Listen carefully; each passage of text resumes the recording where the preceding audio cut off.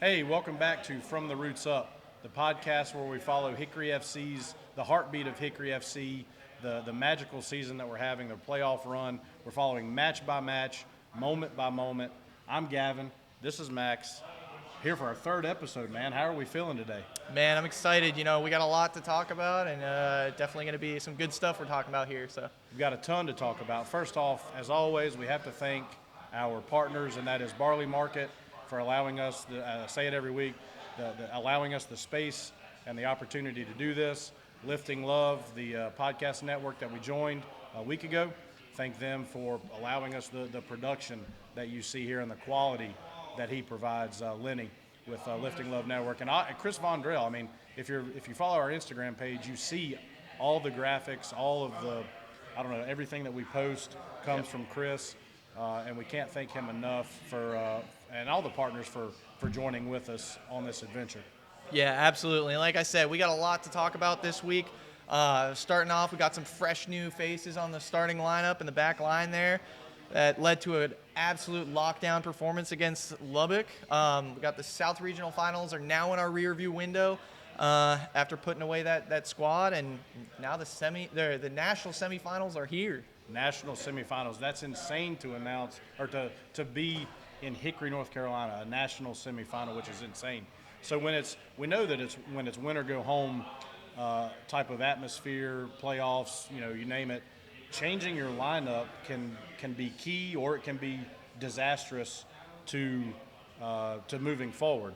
And I think this, it's a bold move this late in the season, but for Hickory, and especially for Coach Rubio, and I think this is why one of the reasons why he won Coach of the Season for the NPSL, because him changing from, obviously Guille left, I think, to go back to school, but adding who he added, and I know everybody could see him, was it's masterstroke. I don't know any other way to explain it. Yeah, no, and I think we've talked about this before, and it's kind of one of the really tough spots about playing in a league like the NPSL. These losses mid-season are really, really killer, and we've talked about how I think that was a big tough spot for us last year, but it really just goes to show how it's not only about the team's ability to produce a team and create a team at the start of the season, because if those guys are gone, that means nothing at one of the most critical times of the season. So equally as important is your ability to create that depth. And like you mentioned, I think Coach Rubio has shown that's one of his strongest suits. Every player that steps on that pitch shows their worth and proves it, and it's like we haven't missed a beat. Absolutely. So, do you want to do the honors and announce who? I know everybody saw him; they had to. I mean, he's as tall as the Eiffel Tower, and I say the Eiffel Tower is because he's French. But do you want to do the honors and announce who it was and kind of his partnership with Charlie on the back line? He's only letting me do this because my mother's French, but we had the arrival of Geoffrey Letienne, our French center back. And as Gavin mentioned, he's the absolutely towering gentleman that was stifling the Lubbock attack last game, and made an immediate impact in the match, in our team in general, which, like we said, was so important. But I think one of the most impressive things to me is, everyone sees him on the pitch and he's immediately blown away by his size. But what really caught me was his defensive positioning, specifically working with Charlie, was perfect.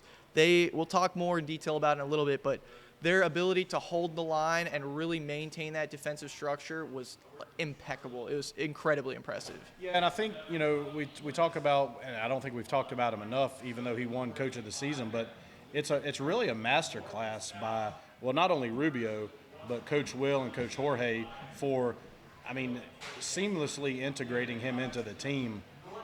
Even, Guille left, obviously, like I mentioned earlier, but, he just fit right in, and it seemed like they didn't miss a beat. The defense remained, I don't even know the right word to say. They stifled, especially the back line, all four of them. But his presence, and you could even see it, I think I think it was the first half where I believe it was number 10 for Lubbock got a yellow card, and you could see Jeff just clapping in his face like he knew he was already in his head. And I don't know that Jeff really expended any energy to do that. Mm-hmm. But you could see his, like you mentioned, his commanding presence. Just his height alone, I think, achieved that. And really, caught Lubbock off guard from the opening whistle.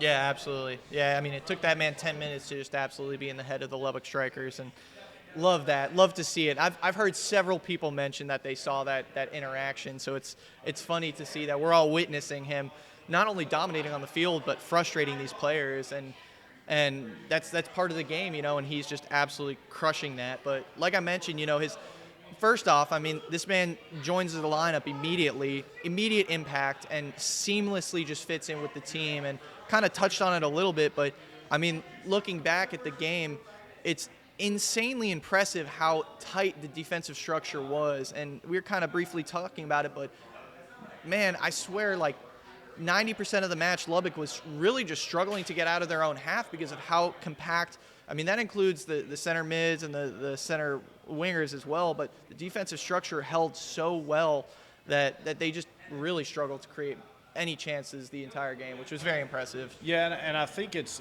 intimidating when you walk out on the pitch and you see somebody of that height, because I think, and I know we looked it up earlier, and I'm a little shorter than 5'10", but I think the average height in the NPSL is 5'10". Is that right? Yeah. So it's got to be intimidating when you walk out and you just immediately have to look up into the sky to see, oh God, who is this? He's going to be marking me in the box. Like, there's no way I'm getting above him if we have to jump for a header or anything. And for set pieces for us, for corners, which we had a good number of, I mean, you just lob it up and let him go get it. Yeah, and I definitely saw that. I noticed that during the game, he was definitely making his way into the box during a lot of those set pieces, and just really making his physical presence felt. But like I said, it's crazy to have that duality. Not only is this a physically commanding player where he's got 8 inches on 90% of the guys on the league, but on top of that, his positioning is great. One of the things I thought was most impressive looking back was, I think there was one lapse he had, like the 20th, 25th minute or so. He pushed up as one of the strikers was pushing forward, and not a breakaway. I mean, the defensive line was still there, but he pushed up to try to make a play on the ball. I can't remember if he slipped or he may have fell or just missed the tackle. The guy gets around him. So first off, I think that was the only lapse he had all game. But on top of that, this guy gets up, runs back, and wins the ball back. So not only was this his only lapse, but he immediately made up for it, wins the ball back, and essentially a flawless game at that point. Yeah, I mean that, obviously we know tall people they've got longer strides. I mean, I think his legs are probably as long as I am tall. So like one of his strides is probably, I don't know, 4 or 5 of any regular play, the guys that are 5'10" or shorter. I mean, so he's just like galloping, almost like, I don't know if you remember a couple years ago when Erling Haaland played for Dortmund, but in the Champions League, and if you're familiar with this, then you'll know what I'm talking about. His speed running down, it was just like he was galloping down the pitch, and that's kind of how Jeffrey was. I mean, nobody other than that instance really gave him any trouble. Yeah, and he could catch up very quickly. Yeah, and the reason why I keep reiterating on this was because I think it's really important moving forward, because obviously we play Ristosi up next, and it really addresses one of the key issues that Jacksonville faced when they faced them last week. So Ristosi is the team we're playing next, and both of the goals that they let up, Jacksonville that is, were... Or wasn't Jacksonville. Or it was we've got it further down. Westchester United. There we go. There you go. The 2 goals that Westchester United let up were both because the center back overcommitted, tried to make a play on the ball, were left out of position, and there's a giant gap. If there's one of the center backs not there and the wing back doesn't fill in that space, it leaves a huge gap. Their first goal was just that. He pushed up, lost, and then the striker got around him, and he's immediately through on goal at that point. Kind of similarly, in the second goal that they scored, it didn't directly lead to the goal, but it was kind of a sequelae of that. Was the center back once again pushed up, lost, and now you've got this huge gap, and as the other defenders are trying to rotate and adjust, you're leaving gaps in other places, but that led to a play out wide, went to a cross, and they ended up scoring. So, it's encouraging to see a defense that's so rigid and holds their positions well, when evidence shows that that's the only way Ristosi was able to get past him last week. So it's really encouraging to see that. Yeah, so while, even though we dominated possession, really dominated just the team, Lubbock in general. It wasn't always pretty.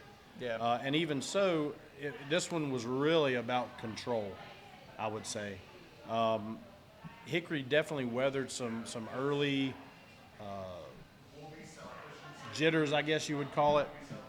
And then we definitely took command. I know there was a free kick in the first half that I think it sailed over the crossbar, but it was fairly close. And then in the second half, there was towards the end of the game, there was a very scary free kick right outside of the box. But other than that, I mean, from where I was sitting up in the booth, like Hickory absolutely, we dominated the game. They didn't really get out of their own third very much. Yeah. It looked like. Yeah, so kind of going back through the match here, I mean, one of the things really starting at the beginning of the match I wanted to talk about, I know last week when we were talking to Mickey, it was really interesting how he was talking how much of an impact Ronan made on him. This is his teammate at college and here at Hickory, which is really nice, but he also really deeply expressed how important their relationship was as he's not starting, he's on the bench, and he's kind of struggling to deal with that mentally, and he was somebody who kind of mentored him through that.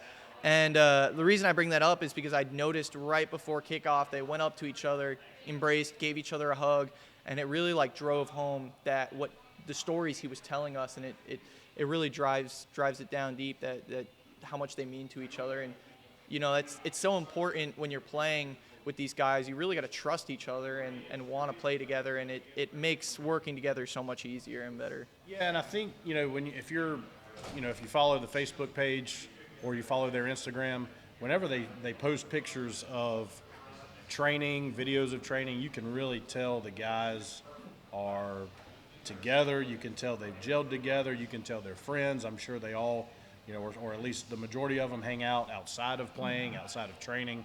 I mean, you can, and I don't know if that's has to go down to the coaches or just, man, they've found a really good group of guys that want to be here. And I think Mickey mentioned it, they want to be here. They're thankful to be here. And I think that shines through on social media or any pictures you see of them.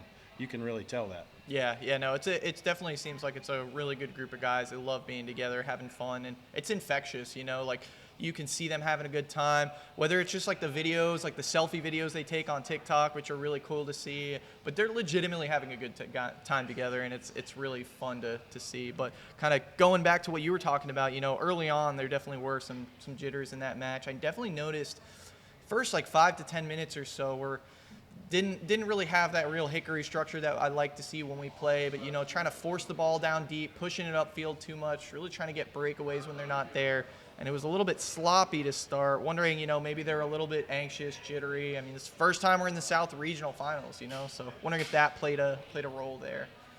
Yeah, it's a massive game. I think there were some other things maybe that were on their mind that kind of, wasn't like a normal match, I guess you could say.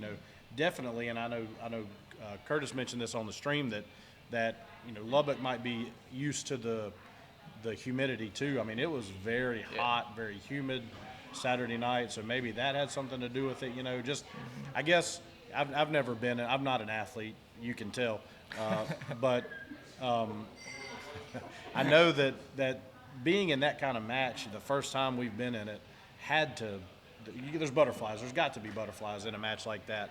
I know it I guess started off kind of similar to the App game where maybe Lubbock had a little bit more control than we wanted them to, but then it just gradually grew into the game, and you mentioned the first 5 to 10 minutes, I would say from then on it was all Hickory, and Lubbock, I mean, they're lucky not to have lost that, just not to have been blown out.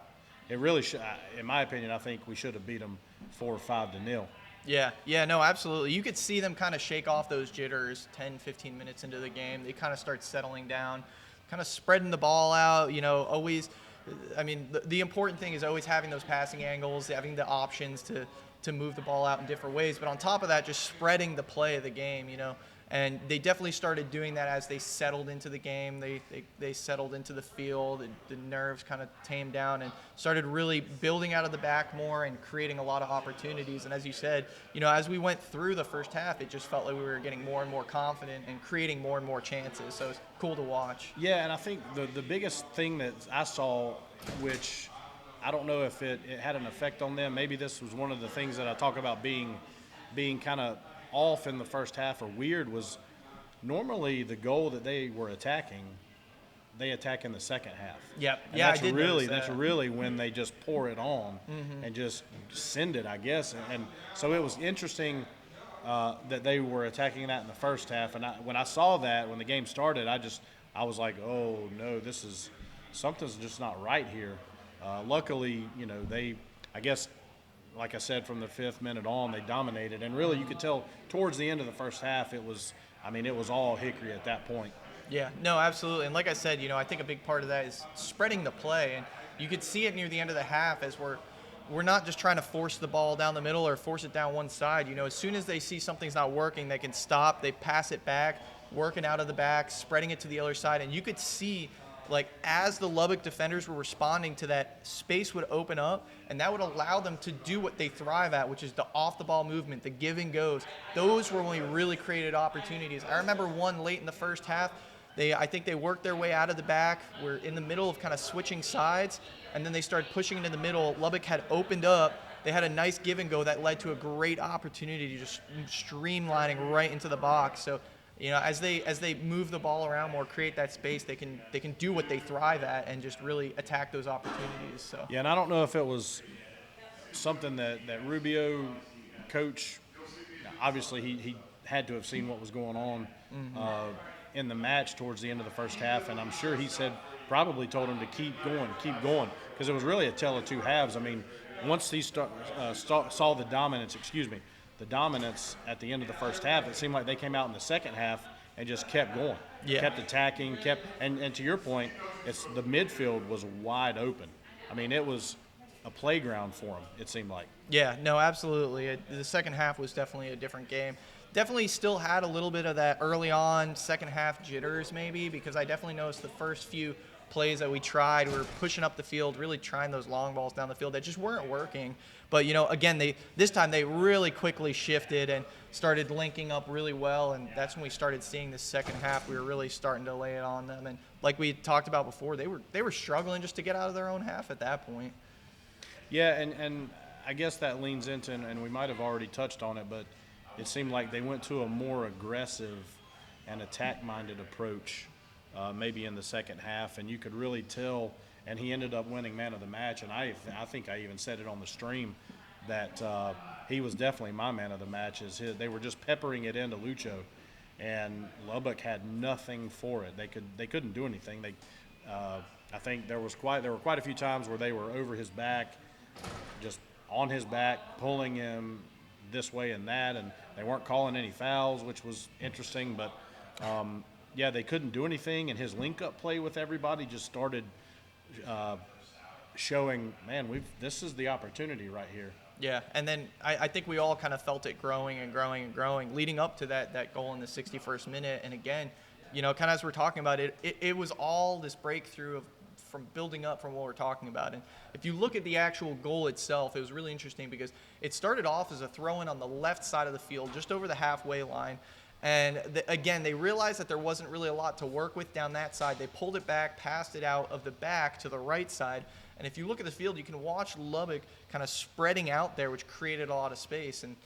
And that allowed us on the cross. I mean, we didn't score immediately off the header, but the fact that those defenders were all spread out so much allowed us to really pounce on that rebound and end up putting it away. So it was really cool to see how that worked. Sorry, I think, watching the video back that was posted on their social media, you can really see, I think even one of the Lubbock defenders, misses the ball completely, which allows it to go out to Maxime and then to cross into the box. And it's wild, and we talked about center back play and so forth. Their center backs completely missed Alvaro in the middle of the box. And Alvaro is probably one of these 5'10" or shorter. So it's crazy that he was able to sneak into the box and get that header. But center back play being wide open,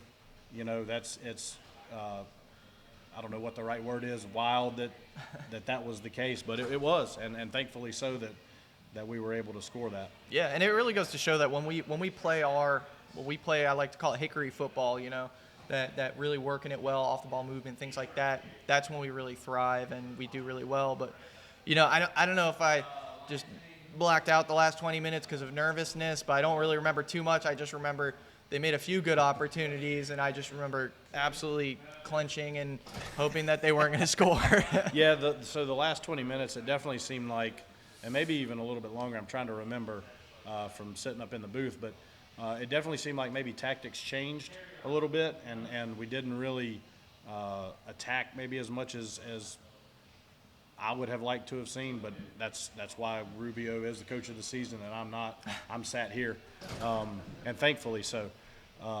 But it seemed like they kind of started to sit in a little bit, protect the lead, and see the game out. And I mean, they did that. But there was a really scary moment late in the game, and that was I believe it was Harry committed a foul maybe on one of the guys right outside of the box.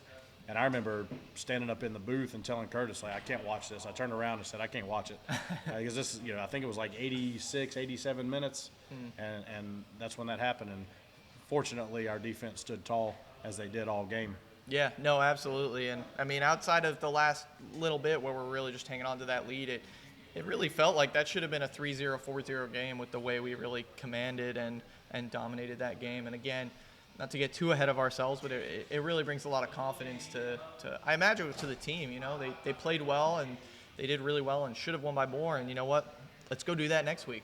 Absolutely, and I think we've talked about our defense, our center backs, and Harry and Leo.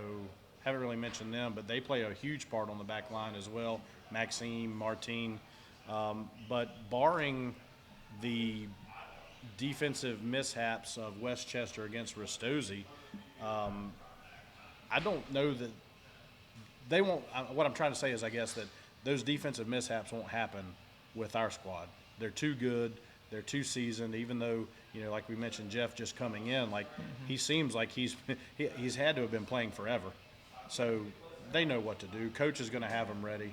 I'm supremely confident that those mishaps leading to Ristosi's goals, that won't be the case here in Hickory. Yeah, I mean, if you look back at our game, I was watching it through, and I think the first real chance I saw from Lubbock wasn't until the 58th minute, and even that was a real long-range shot. It was a shot from outside of the box. He got a little bit of space outside of the box, so barring an absolute screamer, it wasn't a real opportunity, but it just goes to show how well the entire team really locked them down. And the other thing that's important about that is that, I think every single game outside of the Asheville game, we've managed to score a goal, which tells me that this team is capable of scoring goals against everyone.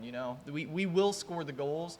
The real difference becomes what happens on defense, and really that's why we keep reiterating it, is because we've had a few of those 1-0, 2-0 games, and it just shows that defensive compactness and the importance of keeping a shutout is what it takes to win.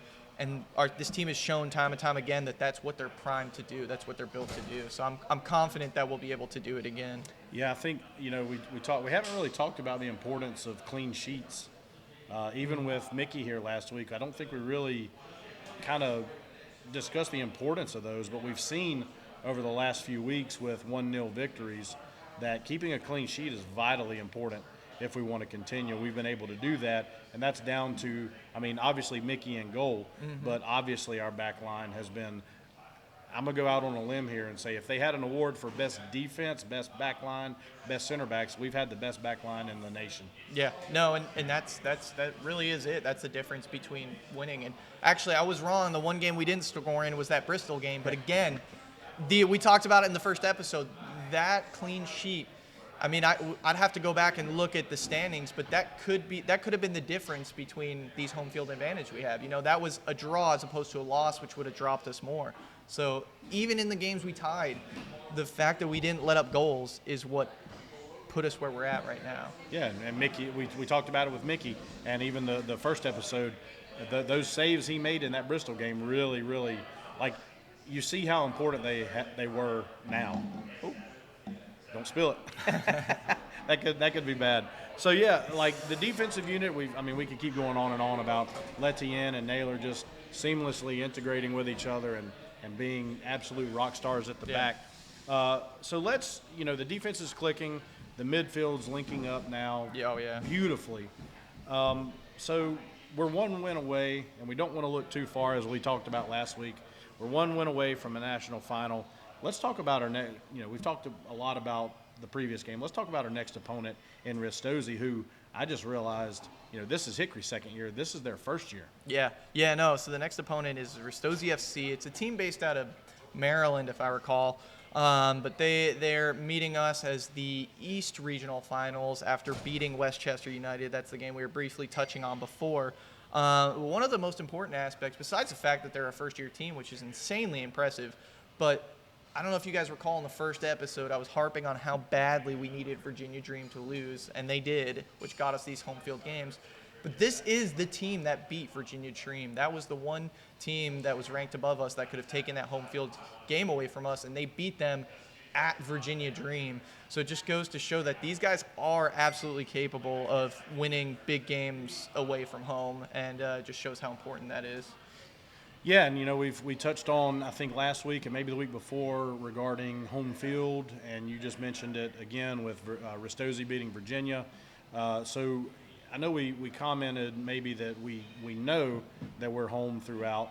I know that Hickory made a post today that said the NPSL will decide where the final is played, and I guess we think, depending on who wins this week, will determine where it goes. And we still think that if we win, we will host a national final, which would, that would be insane. So, it would either be us or Ristosi, I believe, because I think the West is going to travel, and that tracks with last year.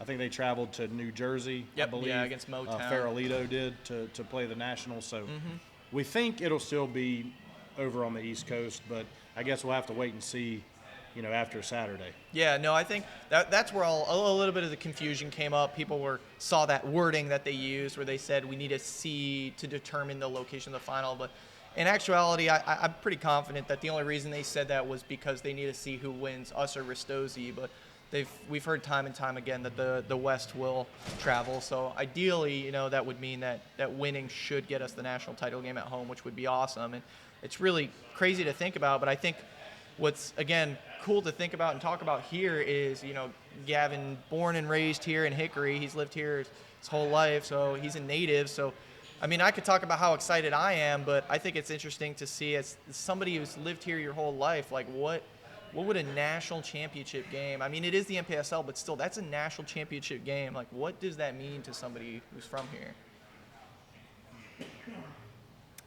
Trying to think of the right words to say. So I think I mentioned it both on the stream and maybe in the podcast last week, is that, and everywhere else in South America, in Europe, everywhere else in the world, you've got clubs that have been around for 100+ years or so. So you've had multiple generations grow up going to watch these clubs. And, while we've had maybe the Crawdads, we've had LRs here, and people are, involved with LR American football. Maybe not so much the soccer, maybe Hickory will increase attendance to those games. But now we've got our own football club that we can really get behind and support. And, I love talking about my kids. I hesitate, though, because I'll always get choked up when I talk about my kids. But now, as I mentioned, in other parts of the world, you've got generations that have gone to these matches, So now I've got something I can take my kids to. And when I'm gone, they can take their kids to, and so on and so forth. And I know that's a long-winded reason or explanation of saying, like, this is massive. To me, it is. Yeah. Like, this team is my Manchester United. And I know that might sound grandiose and so forth, but, like, having a national title here, NPSL or not, like, this is massive. Massive's not even the right word. It's just, to me anyway, and it might be different to other people. Other people might see it as just another match, but it's huge. It's insane to think that our little old town of Hickory, and I even think I mentioned it to Charlie on Instagram, like, who would have thought that Hickory, North Carolina would have such a huge football community where you're having 6,000 people show up to a match. Yeah. So I say all that to say, I'm sorry for keeping you, but I say all that to say, like, it would be absolutely massive to have host a national final, and God forbid we win. Would be like I wouldn't know what to do. Yeah.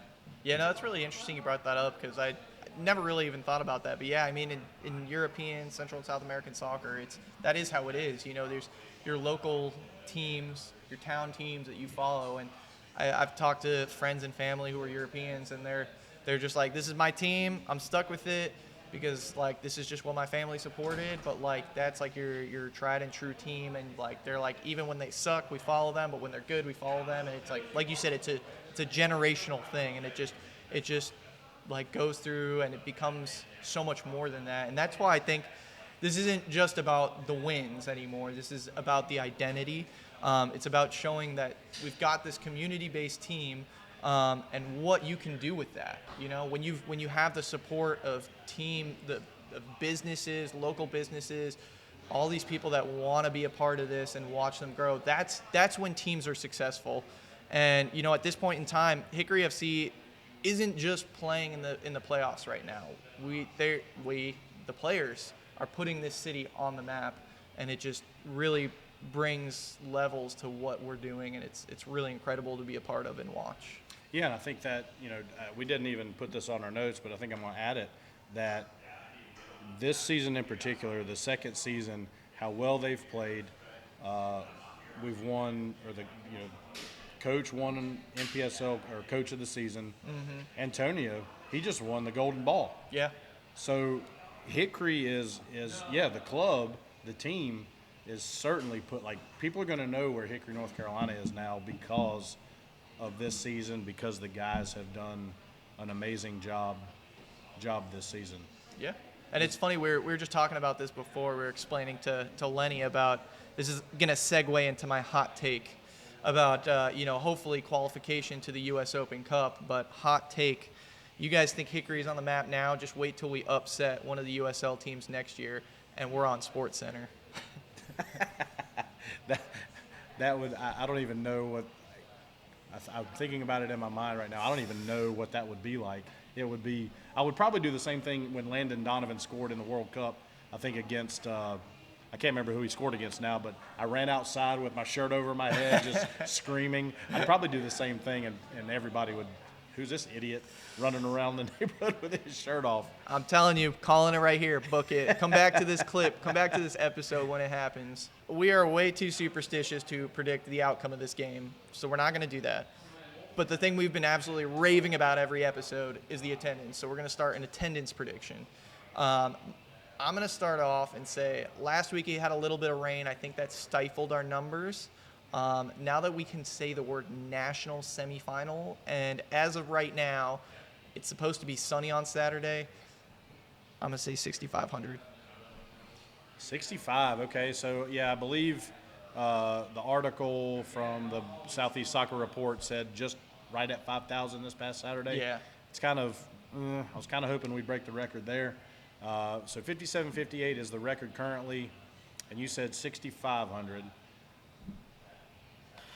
Man. He doesn't want to guess less and seem like he's not optimistic, but he also wants to win. I'm going to pull a Price is Right. Oh, and no. I'm going to say 6,501. All right. No, you know what? I'll go 6,800. 6,800? 6,800. Yeah. Huh? I'm confident that Hickory will show up and show out for the guys Saturday night. We need it. We need everybody. If you've got plans, break them. Cancel them. Cancel your plans. Tell your friends, tell your neighbors, tell your grandmother, tell your granddaddy, tell your great-granddaddy, whoever. They can move the wedding to next month. If you're getting married, they can get married. You can get married next week. Come out Saturday. We need you Saturday. We need to break the record. We need to make this place as loud as we possibly can. They need to hear us in Caldwell County. They need to hear us in Burke County. They need to hear, you need to be at this game. If you are a football fan, and I'll tell you this right now, the best thing I've heard so far this season, especially this season, maybe a little bit last season, was I've heard, and I don't know how many people I've heard it from, is that they didn't like watching football, soccer. They didn't like watching it before. They've come to these games, and now they can't get enough. Yeah. They love it.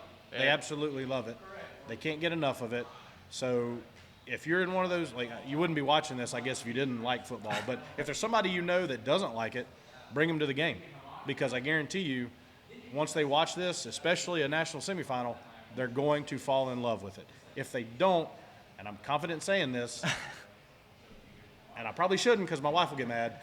If somebody that doesn't like it comes to the game and they still don't like it, I'll buy your ticket. I'll pay for your ticket. Gavin's about But you got to be truthful. Gavin's about to be hunted down. Yeah, I know. I probably shouldn't make that statement, but I'm confident. It's going to be a line. You're going to see a line out of just like a random area and be like, what's the line for? Oh, it's the Gavin refund ticket line.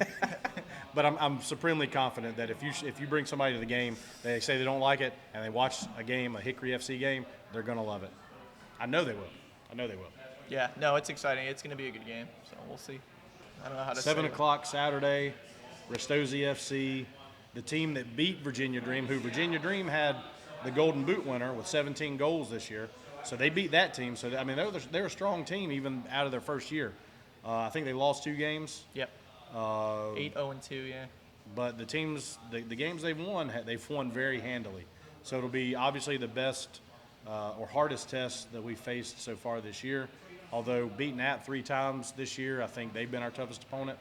So I'm confident in the guys. But yeah, Restosi FC out of Baltimore, Maryland, this Saturday, 7 o'clock, Moretz. Be there. Yeah, one more game, one more win, and we're playing for it all. That's how important this is. So let's get there, let's show up, let's be loud, and help the boys out. Let's do it. I mean, I don't know what else to say other than that, and I think that's a good kind of punctuation, exclamation point, whatever you want to say to this third episode, our National Semifinal special, there you if go. you want to call it that. We thank you for joining us. I hope this was an enjoyable episode. I know we didn't have a guest, but I think me and Max are pretty entertaining. I think we do a pretty good job. Yeah. So a big welcome to Jeffrey Letienne, all the way from France. Hickory's got its own Eiffel Tower now, and we thank him for joining us. And an even bigger shout out to all the fans who show up to the matches, but not only that, but have shown us an amazing amount of support already for this thing. Instagram, watching our podcast on YouTube. Thank you to you guys. And again, I don't want to say it enough, but let's make Moretz a fortress Saturday. We have to.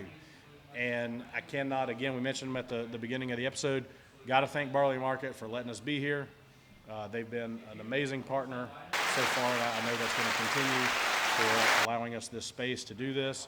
Thank our man Lenny behind the camera. You don't see him, but he's right here behind the camera.